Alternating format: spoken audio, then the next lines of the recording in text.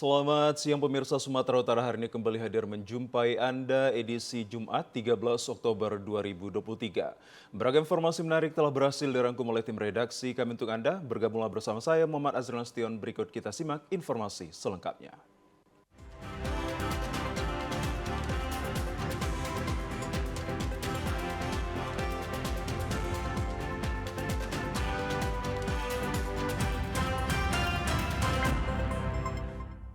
Pemirsa, di informasi yang pertama, Satuan Reserse Narkoba Polres Padang Sidimpuan menangkap pelaku pengedar narkotika jenis sabu di Padang Sidimpuan.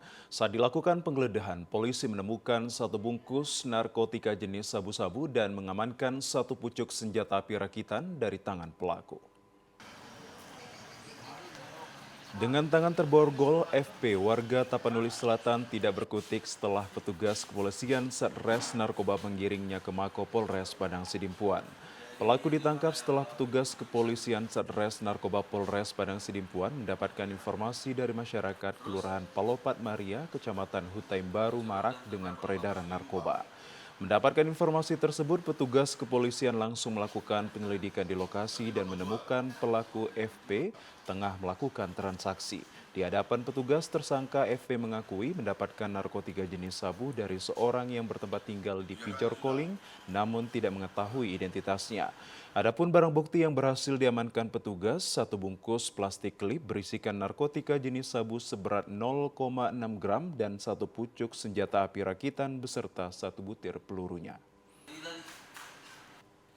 Tim kita melakukan penggeledahan terhadap yang bersangkutan.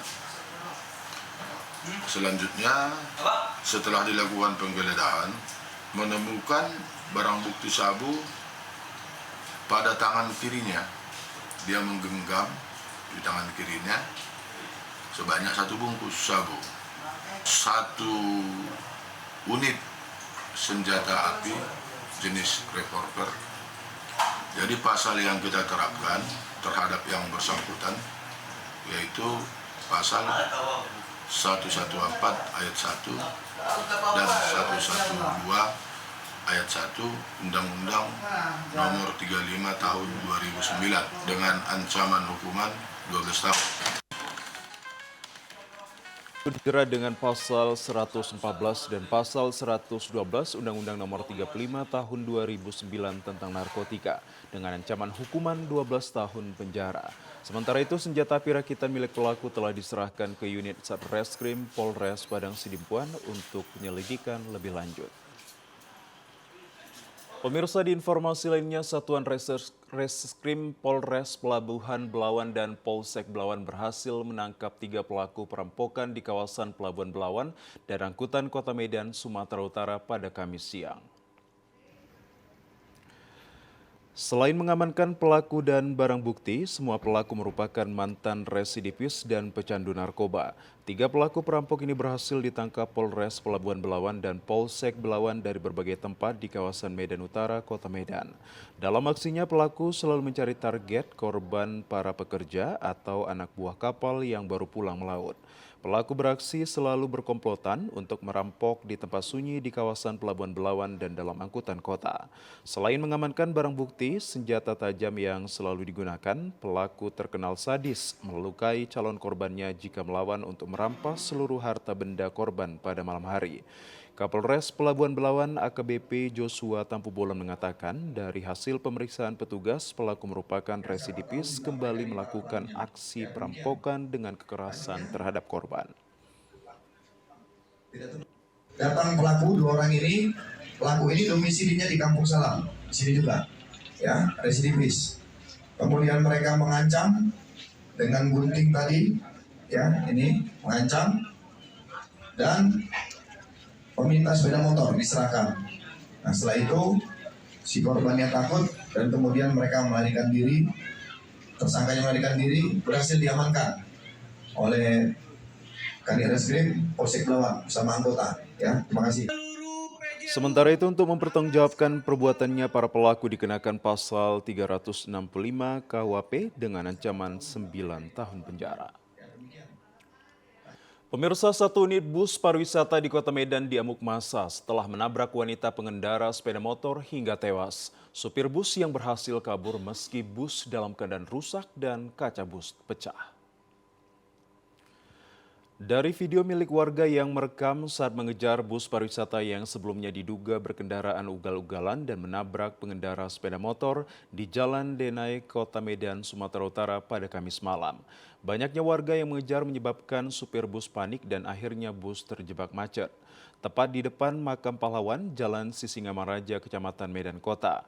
Warga yang kesal dengan aksi sang supir langsung meluapkan emosinya dengan menghancurkan bus. Sebagian kaca bus pecah, pintu depan rusak, dan bodi bagian depan mobil pun pecah.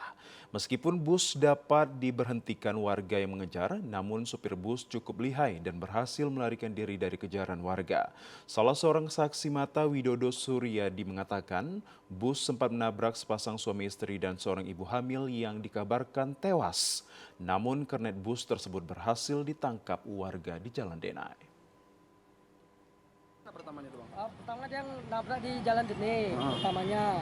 Habis itu dia keluar dari jadi Pancasila, masuk Pancasila, keluar dia dari Pasar Merah. Habis Pasar Merah ditabrak dua kereta. Ibu-ibu lagi hamil itu ditabraknya. Habis itu dia lari di depan makam pahlawan. Pasca kejadian, polisi dibantu dengan warga telah memindahkan bus ke pinggir jalan agar tidak menyebabkan kemacetan. Kasus tabrak lari ini sedang ditangani unit Lantas Polsek Medan Area. Kita ke informasi lainnya, pemirsa. Sekelompok massa aksi yang menamai diri dengan Aliansi Masyarakat Cerdas berunjuk rasa di Mapolrestabes Medan, Jalan HM Said, Kota Medan. Puluhan massa ini menuding Polrestabes Medan tidak melakukan tahapan hukum sesuai prosedur atas penahanan salah seorang rekan mereka.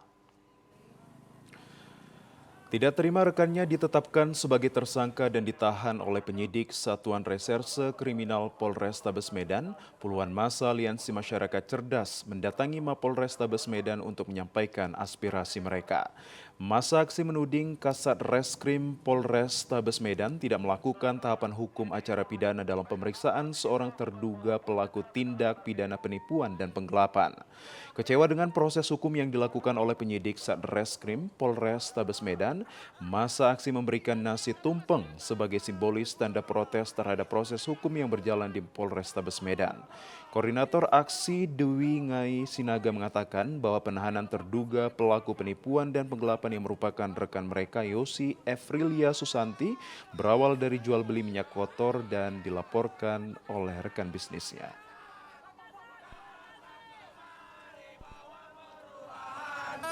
Ini kontrak yang ketiga. Yang pertama, kedua berjalan dengan lancar. Kontrak ketiga ini ada kesalahan dari pelapor sendiri. Itu di BAP jelas dan ada bukti chatnya. Di mana klien kita meminta, tolong ambil nih minyakmu, dia harus siapkan kapal. Tidak disiapkan sampai detik ini. Tapi karena inisiatif klien kita dikirim nih 50 ton nih. Dikirim, bahkan itu tuh sudah diterima. Akan tetapi sampai detik ini, klien kita langsung ditetapkan tersangka dan ditahan. Dan semalam baru perpanjangan penahanan. Massa sempat mendesak petugas yang berjaga di pintu masuk Mapolrestabes Medan untuk mempertemukan mereka dengan Kasat Reskrim Polrestabes Medan. Massa aksi menyebutkan pihaknya juga telah melaporkan hal ini ke Bidang Propam Polda Sumatera Utara. Pemirsa, dalam rangka mengamankan dan pendataan kendaraan aset pemerintah Kabupaten Labuhan Batu Utara, tim dari Dinas Pengelolaan Keuangan dan Aset Daerah memeriksa kelengkapan kendaraan dinas. Penertiban aset kendaraan dinas ini rutin dilaksanakan setiap tahunnya oleh dinas terkait, bertujuan untuk mendata ulang keberadaan kendaraan roda 2 dan roda 4 keberadaannya dan status kendaraan dinas di 40 OPD Selabura. Hal ini untuk menertibkan kendaraan dinas atau aset milik Pemkab dan hibah dari pemerintah Provinsi Sumatera Utara dan dari kementerian. Kepala Bidang Aset Dinas PKAD Labura, Nopsita Dekawai Tampu Bolon mengatakan dari seluruh jumlah 1041 unit dengan perincian roda 4 dan alat berat sebanyak 298 unit, roda 2 743 unit dan sebanyak 1006 unit dalam kondisi aktif. Sedangkan yang rusak 11 unit, untuk yang bermasalah 24 unit. Seperti hilang BPKB dan lainnya, masing-masing OPD melampirkan surat kehilangan dari kepolisian yang ditujukan ke Inspektorat Labura.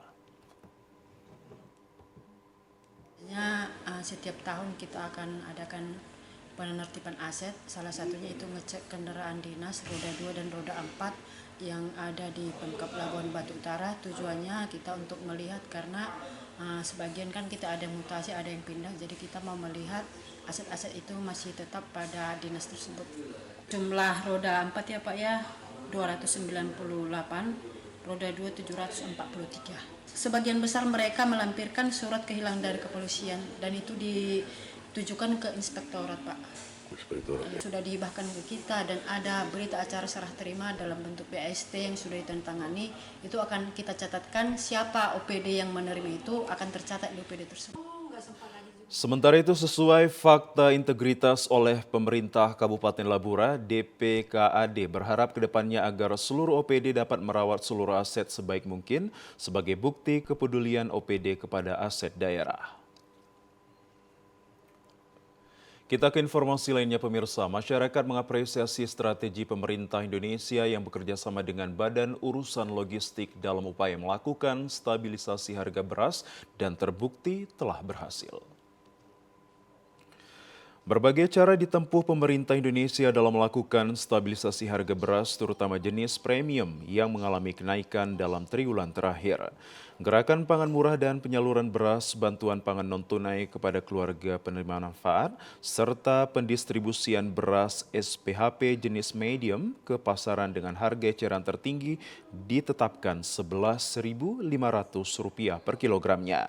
Tiga cara ini sebagai bukti kepekaan pemerintah Indonesia untuk membuka akses kepada masyarakat umum, terutama masyarakat ekonomi lemah agar mampu menjangkau pemenuhan kebutuhan beras. Bekerja sama dengan pemerintah dan badan usaha logistik Bulog, ini dinilai masyarakat di Gunung Stolis sangatlah tepat dan terbukti berhasil untuk memenuhi harga beras jenis premium sehingga terjadi penurunan harga. Warga mengharapkan program stabilisasi harga pangan beras terus berkelanjutan untuk dapat mengimbangi masih banyaknya jenis kebutuhan pokok lainnya yang harus dipenuhi warga. Atas didatangkannya beras Bulog ya, SPHP oleh pemerintah yang mana harganya bisa terjangkau oleh masyarakat umum dan masyarakat kecil pun bisa terjangkau. Ya, Rp57.500. Itu per karung ya, yang 5 kilo ya. Desakannya semoga ke depan harga beras bisa diturunkan lagi harganya karena banyak masyarakat yang mengeluh karena beras ini menjadi bahan pokok makanan masyarakat. Sementara itu, penyaluran beras medium SPHP yang didistribusikan oleh Bulog melalui kios pengecer resmi dari pemerintah ke daerah lainnya mendapatkan pengawasan Polri. Diharapkan informasi dari seluruh elemen masyarakat jika terdapat indikasi penyelewengan, dilarang memperjualbelikan kepada sesama pedagang dan melebihi harga eceran tertinggi kepada konsumen. Menjadi aturan yang harus ditaati untuk mewujudkan program stabilisasi pasokan dan harga pangan beras tepat sasaran.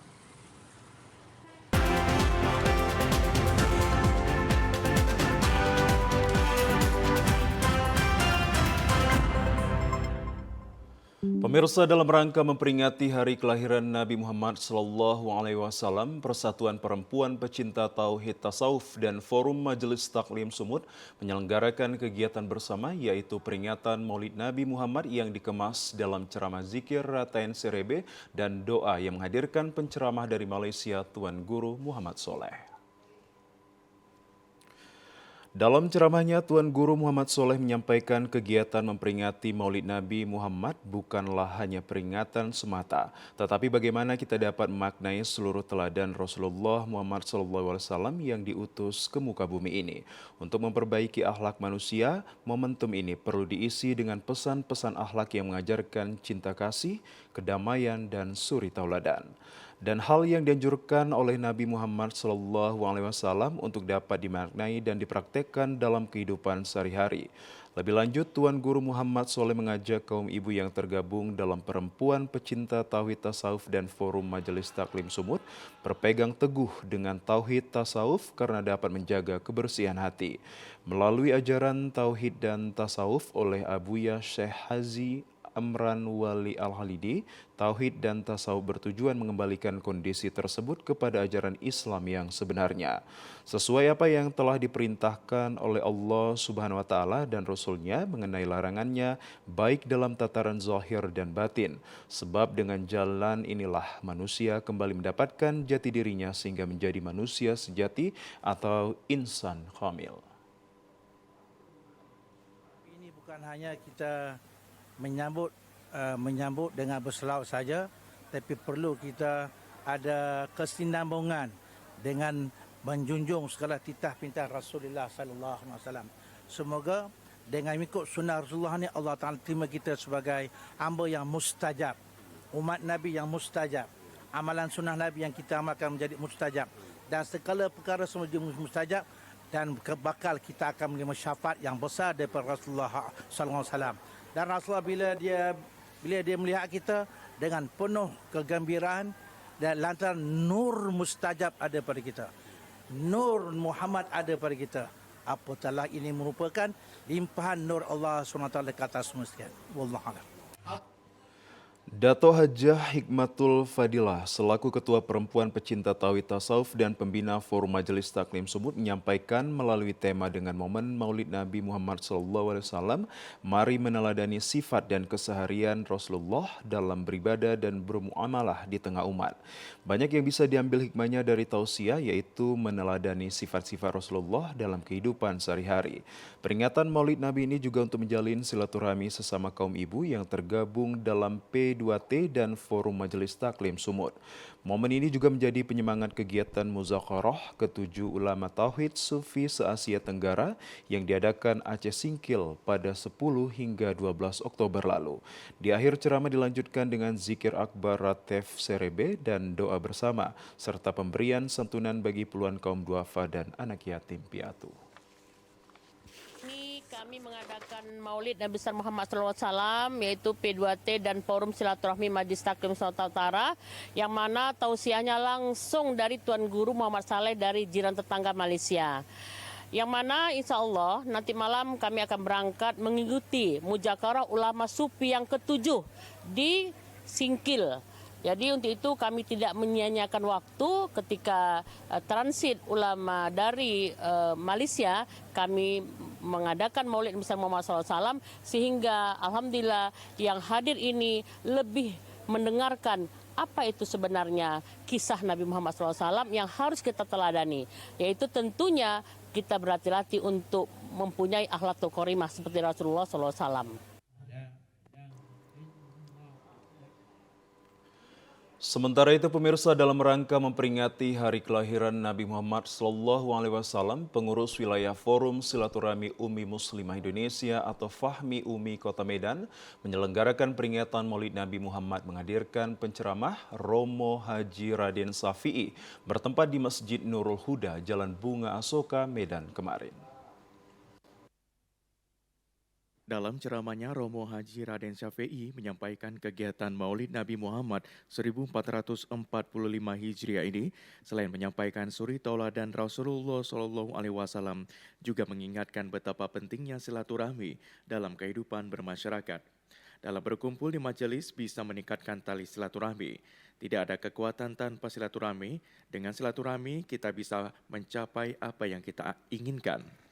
Lebih lanjut, Romo Haji Raden Syafi'i mengajak kaum ibu yang tergabung dalam PW Fahmi Umi Kota Medan berpegang teguh dengan Al-Quran dan hadis dapat menjaga kebersihan hati.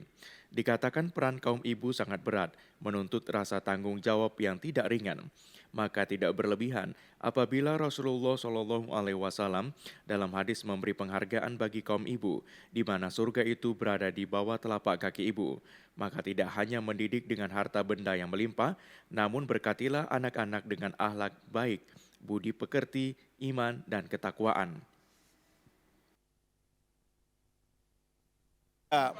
Fahmi Umi ini kan gabungan dari berbagai organisasi emak-emak. Jadi anggotanya ada yang dari Al-Hidayah, ada dari Muslimat Al-Wasliyah, ada BKMP, Aisyah, dan lain-lain. Kenapa? Karena kegiatan di Fahmi Umi ini tidak lagi merambah kepada persoalan-persoalan pengajian-pengajian dan perwiritan. Tapi sudah fokus ke bidang politik, bidang advokasi hukum, bidang ekonomi syariah, bidang pendidikan, dan hubungan antar lembaga. Jadi dalam kegiatannya, Fahmi Umi selalu diberi penguatan, pemahaman untuk bisa berperan di 5 bidang itu. Haja Yuli Darbugis selaku Ketua PW Fahmi Umi Medan menyampaikan terkait penyelenggaraan kegiatan ini mengajak para jemaah untuk senantiasa meneladani perilaku dan sifat baginda Rasulullah. Karena inti dari perayaan ini adalah tidak sekedar merayakan kelahiran Nabi, akan tetapi bagaimana umat Islam mengimplementasikan sifat dan perilaku Nabi dalam kehidupan sehari-hari. Banyak yang bisa diambil hikmahnya dari tausiah peringatan Maulid Nabi Muhammad Shallallahu Alaihi Wasallam ini, yakni meneladani sifat-sifat Rasulullah dalam kehidupan sehari-hari. Peringatan Maulid ini juga untuk menjalin silaturahmi sesama kaum ibu yang tergabung dalam PW Fahmi Umi Kota Medan. Dengan terjalinnya silaturahmi sesama jemaah, maka akan terbina masyarakat yang rukun dan damai, juga mendapatkan berkah. Di akhir acara turut dibagikan lucky draw yang dipersembahkan Haja Yuli Darbugis bagi para jemaah PW Fahmi Umi. Ya, program yang ke depan ini ya kami akan segera melakukan database untuk dapat terutama untuk tadi ada kita ekonomi syariah, bagaimana ibu-ibu mendapatkan income untuk membantu perekonomian dalam keluarga. Kita akan membuat database untuk dapat merangkul produk-produk UMKM ibu-ibu yang unggul sehingga ibu-ibu akan bisa menjadi naik kelas ke depannya.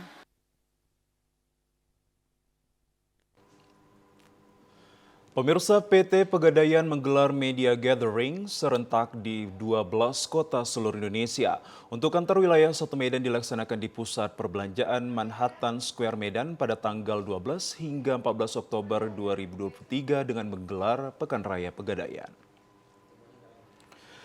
Kabag Humas PT Pegadaian Kanwil 1 Medan Goper Manurung mengatakan pada Pekan Raya ini ada 28 merchant UMKM mulai dari pakaian, talk show bersama OJK, cuci emas gratis, booth galeri 24 dan bajar lelang emas. Sementara UMKM yang bergabung pada Pekan Raya ini adalah UMKM binaan Pegadaian dengan tujuan agar mereka bisa lebih maju lagi.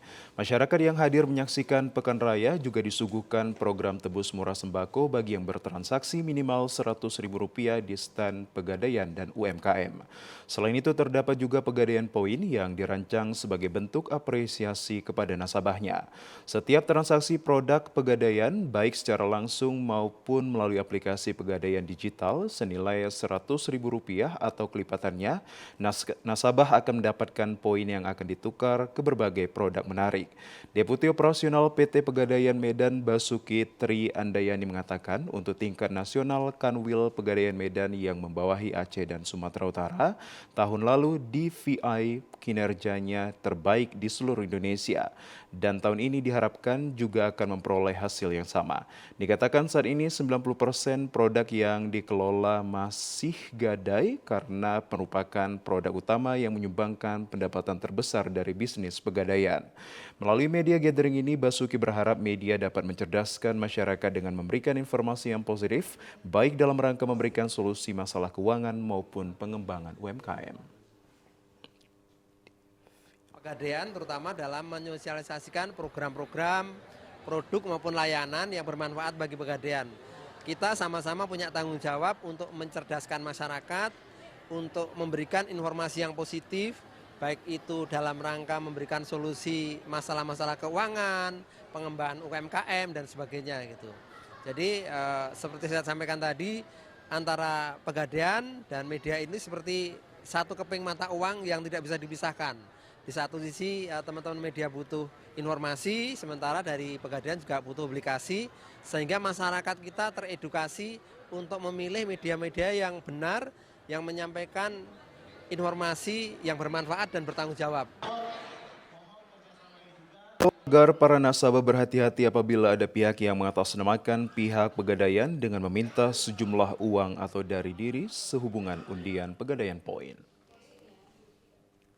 Pemirsa, informasi terkait media gathering tadi sekaligus menjadi penutup perjumpaan kita dalam program Sumatera Utara hari ini. Kami ucapkan terima kasih atas kebersamaan dan juga perhatian Anda. Saya Muhammad Azhar Nasution. Selamat siang, sampai jumpa.